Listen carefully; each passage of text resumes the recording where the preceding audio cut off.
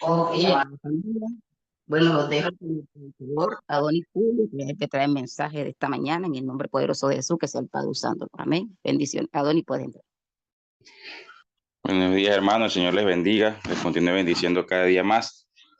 Como ya habíamos visto en el título de la enseñanza, vamos a estar hablando acerca del Espíritu Santo, entendiendo cómo ha obrado y operado el Espíritu Santo a lo largo de la historia de la humanidad y cómo la Biblia nos narra todo lo que es la obra que el Espíritu Santo ha venido haciendo y que en muchas ocasiones este, hay algunos aspectos sobre la obra del Espíritu Santo que nosotros hemos ignorado en nuestras vidas, quizás porque no teníamos ese conocimiento profundo de todo lo que vino a ser el Espíritu Santo en la vida del creyente, pero la palabra del Señor, que nos da la respuesta para todo, nos va a dar las instrucciones necesarias para poder entenderlo. Para iniciar esta enseñanza, vamos a comenzar leyendo en el libro de Ezequiel, donde el Señor habla acerca de lo que era el nuevo pacto. Ezequiel capítulo 36, versículo del 25 al 27. Si usted tiene su Biblia a su mano, la puede leer allí en la Biblia que usted tiene. Yo voy a leer acá en la nueva traducción viviente. Le repito, Ezequiel 36, versículos 25 al 27. Dice la palabra del Señor: entonces los rociaré con agua pura y quedarán limpios. Lavaré su inmundicia y dejarán de rendir culto a ídolos. Les daré un corazón nuevo y pondré un espíritu nuevo dentro de ustedes. Les quitaré ese terco corazón de piedra y les daré un corazón tierno y receptivo. Pondré mi espíritu en ustedes para que sigan mis decretos y se aseguren de obedecer mis enseñanzas. Entonces aquí nosotros vemos varios de los ejemplos o varios de los puntos que el Señor dice que haría en nuestras vidas. Dice que nos rozaría con agua y quedaríamos limpios, que lavaría nuestra inmundicia, nos daría un nuevo corazón, que es un punto muy importante de lo que es el nuevo nacimiento en el Señor Jesucristo. Sabemos que el Señor le dijo a Nicodemo que el que no naciera del Espíritu no podía entrar al reino de los cielos, y a veces ignoramos un poco acerca de lo que es el nuevo nacimiento porque nosotros hacemos una actualización de nuestra vida, actualizamos nuestras costumbres, nuestras formas y nuestros pensamientos, pero no permitimos que el Espíritu Santo realmente nos dé ese nuevo corazón que Él nos da. Muchas veces, si nosotros analizamos nuestros testimonios, yo también me puse a analizar el caso mío. Nosotros decimos, yo antes era esto, pero ahorita estoy trabajando en no molestarme tanto, ahorita estoy trabajando en no responder sin pensar bien lo que estoy diciendo. Entonces nos damos cuenta que lo que estamos es haciendo una especie de actualización de nuestras formas, pero no se está viendo realmente el nuevo corazón que nos da el Espíritu Santo, que es un corazón que ya viene cargado o infundado con todos estos principios y es que se conocen como el fruto del Espíritu Santo. Entonces, para entender un poco lo que va a ser la enseñanza, tenemos que ver que el Espíritu Santo está presente a lo largo de toda la Biblia, desde su primera página en Génesis 1:2 hasta la última que en Apocalipsis 22:17. Entonces, aquí cabe el punto: si el Espíritu Santo se menciona a lo largo de toda la Biblia, eso me da a entender a mí que el Espíritu Santo juega un papel muy importante y trascendental dentro de lo que ha sido la creación y todos los eventos que se están desarrollando a través del mundo y en la vida del creyente. Primero de ello, vamos a leer Génesis 1:2. Vamos a leer Génesis 1 del 1 al 2.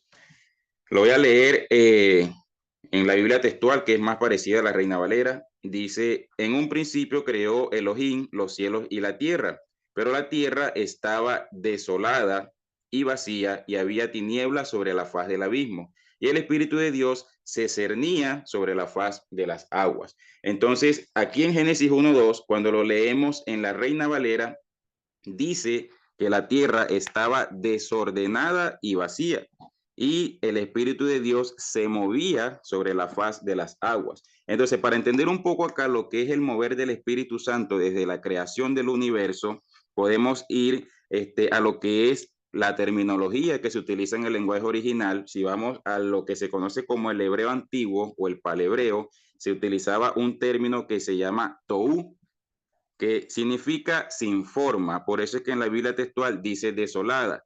Si nosotros vemos en la Reina Valera, dice que la tierra estaba desordenada y vacía. Pero ¿qué pasa aquí? Que el apóstol Pablo, en la carta de Corintios, en el capítulo 13, él nos dice que Dios es un Dios de orden y que Él no habita en el desorden. Entonces, para entender un poco lo que es la importancia del término en su original, si nosotros hablamos de que la tierra estaba desordenada, ya ahí hay una disparidad con lo que Dios hace. Entonces, si lo vemos desde el punto de vista del término tou, que significa desolada o sin forma, entendemos un poco más lo que ha sido la obra del Espíritu Santo. Porque aquí le tengo un poco de la explicación.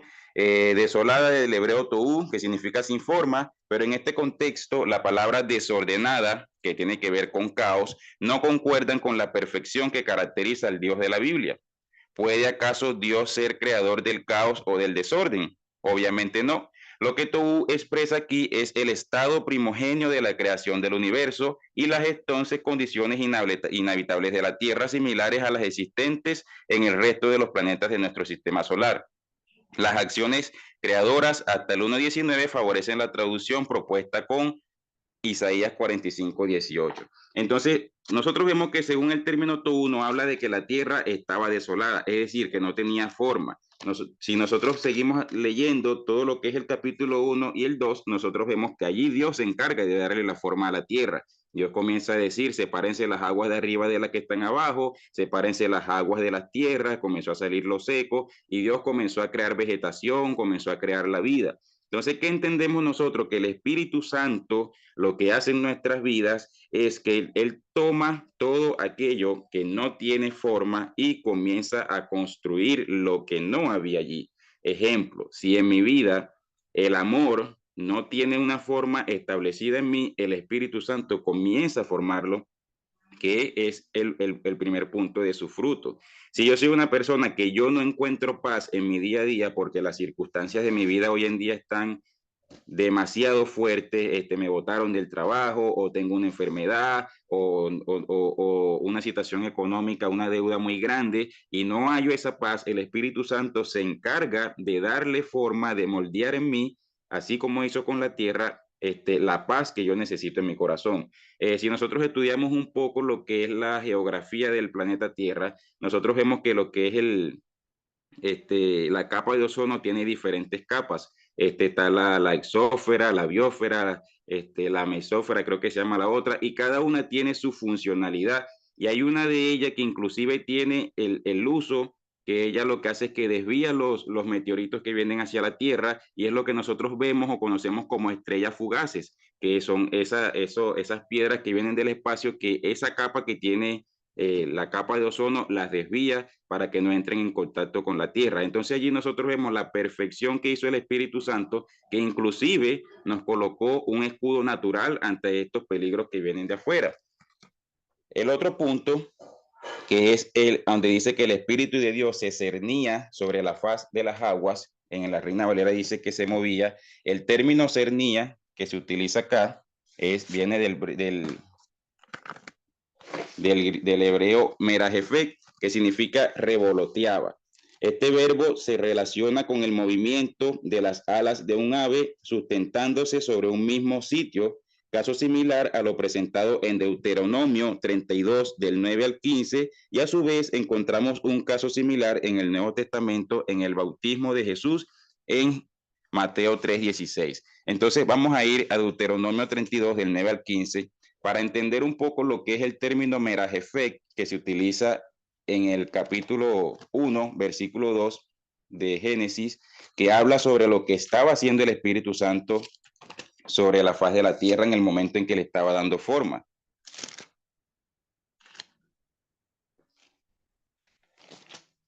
Deuteronomio 32, del 9 al 15, dice la palabra del Señor. Pues el pueblo de Israel pertenece al Señor. Jacob es su posesión más preciada. Él lo encontró en un desierto, en un páramo vacío y ventoso. Lo rodeó y lo cuidó. Lo protegió como a sus propios ojos, como un águila que aviva a sus polluelos y revolotea sobre sus crías. El término merajefek Así desplegó sus alas para tomarlo y alzarlo y llevarlo a salvo sobre sus plumas. El Señor, solo Él lo guió. El pueblo no siguió a dioses ajenos. Él lo dejó cabalgar sobre tierras altas y saciarse con las cosechas de los campos. Lo nutrió con miel de la roca y con aceite de oliva de los pedregales. Lo alimentó con yogur de la manada y de leche del rebaño, y también con la grasa de los corderos. Le dio de los mejores carneros de Basán y cabras, junto con el trigo más selecto. Bebiste el vino más fino, elaborado con el jugo de las uvas. Pero Israel pronto se engordó y se volvió rebelde. El pueblo aumentó de peso, se puso gordo y relleno. Entonces abandonó a Dios, quien lo había creado, se burló de la roca de su salvación.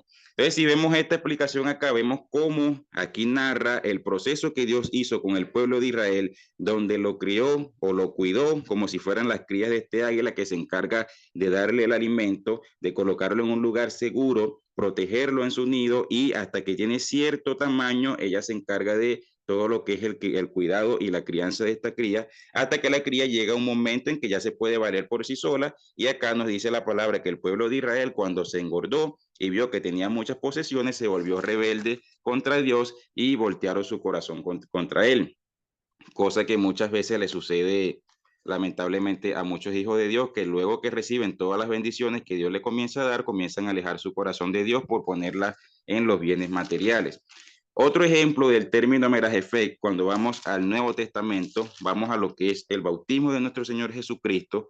En Mateo 3:16 dice la palabra, vamos a leerlo desde el 13, donde se narra el bautismo de Jesús.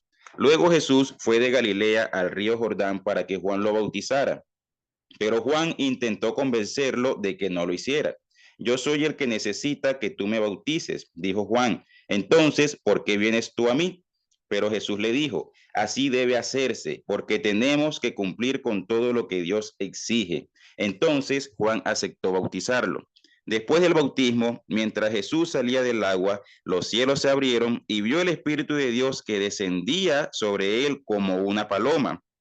Y una voz dijo desde el cielo, este es mi Hijo amado, quien me da un gran gozo. Entonces, acá vemos nuevamente la aplicación de lo que es la manera en la cual se manifiesta el Espíritu Santo a través del término Merajefek, que lo utilizaba en Génesis 1:2 para cernirse sobre la faz del abismo y darle forma, que es como ese revoloteo que hace el ave cuando está descendiendo sobre el nido, y con ese revoleteo se encarga de cuidar de sus crías, de sus polluelos, y dice que sobre Jesucristo se vio que el Espíritu Santo descendió de esa misma forma, como una paloma cuando está descendiendo en vuelo. Y nosotros vemos que la paloma es uno de los animales que tiene uno de los vuelos más delicados. Al momento de ella descender y aterrizar, es considerado como uno de los aterrizajes más delicados que tienen las aves en la creación. Y así, de esa misma manera, se manifestó el Espíritu Santo sobre la vida de nuestro Señor Jesucristo en el bautismo. Entonces, volviendo al Antiguo Testamento, el término Espíritu Santo en el hebreo es Ruach HaKodesh, y aparece únicamente en el Salmo 51:11 y en Isaías 63 del 10 al 11. Del resto de las ocasiones en las cuales se habla de él, se utilizan otro tipo de referencias, como el Espíritu del Señor o el ángel de Jehová, pero el término compuesto Ruach HaKodesh, que se traduce como Espíritu Santo, aparece solamente en el Salmo 55:11. Vamos a leer ese salmo, y en el profeta Isaías, capítulo 63, versículo del 10 al 11. El Salmo 51:11 dice, no me expulses de tu presencia y no me quites tu Espíritu Santo. La Reina Valera dice, no apartes de mí tu Santo Espíritu, y es el uso del término Ruach HaKodesh. Y en Isaías 63, del 10 al 11, dice la palabra,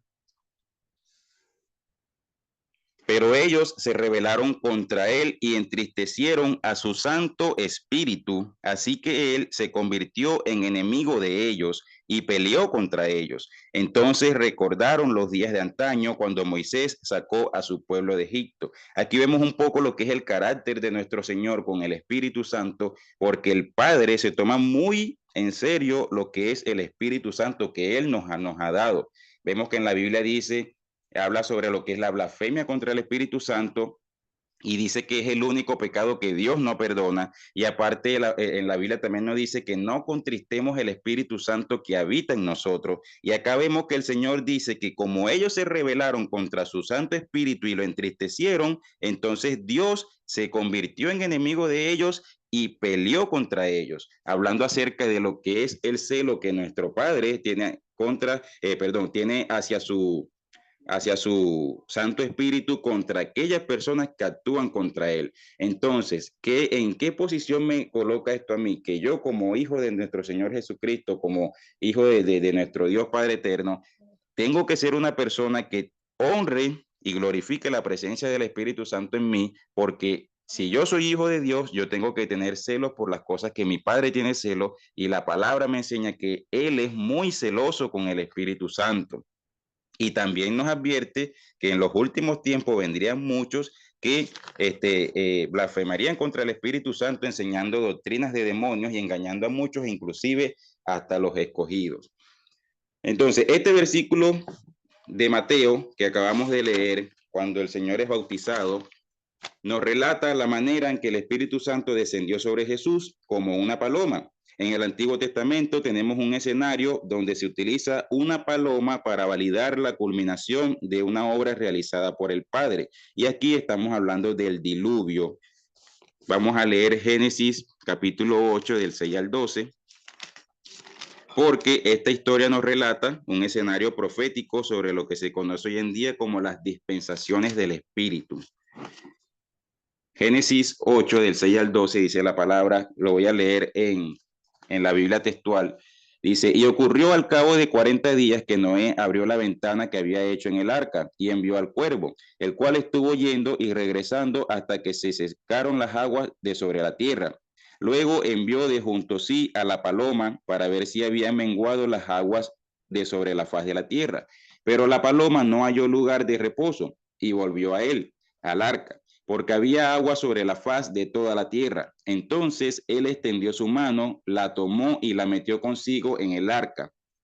Esperó ansiosamente aún otros 7 días y volvió a enviar la paloma desde el arca. Y la paloma volvió a la hora de la tarde, y he aquí una hoja de olivo fresca en su pico.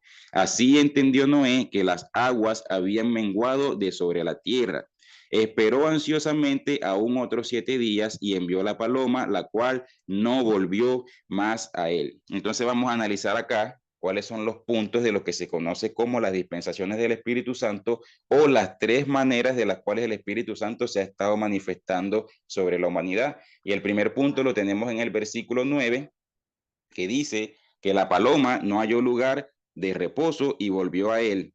Entonces, este versículo nos indica que la paloma no halló el lugar donde reposar y volvió, y este acto hace referencia a la primera dispensación, donde el Espíritu descendía sobre personas específicas a fin de cumplir un propósito, y luego de realizada la obra o dicho propósito que él tenía, volvía al Padre. Tenemos un ejemplo en Jueces 14, 6, vamos a leer Jueces 14, los versículos 6 y 19, donde podemos ver una forma en la cual el Espíritu Santo descendió sobre una persona en momentos oportunos, hizo la labor que iba a realizar y luego volvió al Padre que lo había enviado. Y estamos hablando de la persona de Sansón. Esta vez lo voy a leer acá en la Nueva Traducción Viviente. Jueces 14:6 dice, en ese instante el Espíritu del Señor vino con poder sobre él y despedazó las quijadas del león a mano limpia, tan fácilmente como si hubiera sido un cabrito, pero no contó nada de lo sucedido ni a su padre ni a su madre. Entonces vemos que aquí nos dice que el Espíritu Santo vino sobre él. Luego, si saltamos al versículo 19 de este mismo capítulo, nos dice nuevamente, entonces el Espíritu del Señor vino con poder sobre Sansón, quien descendió a la ciudad de Ascalón, mató a 30 hombres, les quitó las pertenencias y dio la ropa a los hombres que habían resuelto el acertijo. Pero Sansón estaba furioso por lo que había sucedido y se volvió a la casa de sus padres a vivir con ellos. Entonces, en un solo capítulo, que es el capítulo 14, vemos cómo el Espíritu Santo descendió en 2 ocasiones sobre la vida de Sansón, hizo una obra a través de él, luego volvió al Padre, luego más adelante volvió a venir, hizo la obra en él y nuevamente regresó al Padre, así tal cual como nos narra el versículo 9 del capítulo 8 de Génesis, lo que era la primera dispensación del Espíritu Santo. La segunda dispensación del Espíritu Santo la encontramos en el versículo 11, que habla, y la paloma volvió a él a la hora de la tarde, y he aquí una hoja de olivo fresca en su pico. Así entendió Noé que las aguas habían menguado de sobre la tierra. La paloma vuelve con una rama de olivo en su boca como señal de que las aguas habían descendido. Aquí hablamos del mover del Espíritu Santo en la vida de Jesús luego de ascender sobre él, descender sobre él en su bautismo. El olivo es un símbolo de paz. Sabemos que Jesucristo es conocido como el Rey de Paz. Jesucristo, cuando llegó, una parte de la Biblia que nos narra que él le dio cumplimiento a la profecía del profeta Isaías, que él descendería montado sobre una cría de asna. En la antigüedad, cuando los reyes iban de visita a otros pueblos, ellos tenían un mensaje que era, depende de la forma en que el rey entraba a una ciudad, determinaba en qué condiciones venía ese rey. En la antigüedad, si el rey de otra nación entraba a mi nación montado sobre un burro, eso significaba que él venía en son de paz. Pero si el rey venía montado sobre un caballo, significaba que ya él venía en posición de ataque, venía para la guerra. Por eso es que Jesucristo, en su primera venida a la tierra, entró a este pueblo montado sobre un pollino, y dice que la gente que lo veía se agolpó alrededor de él y gritaban tanto que hubo una persona que le dijeron, maestro, reprenda a tus discípulos. ¿Por qué? Porque esta gente estaba viendo que el Mesías que ellos esperaban venía montado sobre un pollino, un crío de asna, lo cual representaba la paz que él iba a traer. Y luego en Apocalipsis nos dice que él vendrá sobre un caballo y con su espada tomada en la mano, porque ya no viene en son de paz, sino que viene en son de guerra. Entonces el olivo es un símbolo de paz, razón por la cual esta dispensación es representada así, ya que como nos enseña 2 de Corintios 5:19, Cristo vino a reconciliar al mundo con Dios. Vamos a leer 2 de Corintios 5:19 y Romanos 5:1.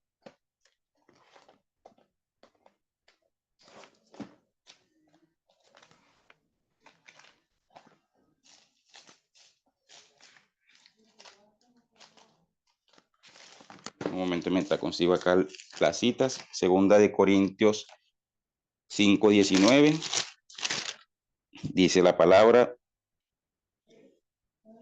pues Dios estaba en Cristo reconciliando al mundo consigo mismo, no tomando más en cuenta el pecado de la gente, y nos dio a nosotros este maravilloso mensaje de la reconciliación. Y Romanos 5:1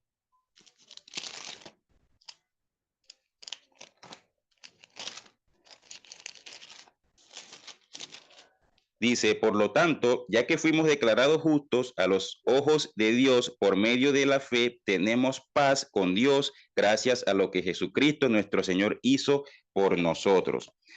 Además, al momento de ser arrestado, se encontraba en el monte Getsemaní, o el cual es conocido como el monte de los olivos, que se encuentra en Mateo 26:36. Entonces vemos cómo acá la paloma regresa ante Noé con una rama de olivo en la boca, representando lo que era la dispensación del Espíritu sobre la vida de Jesucristo.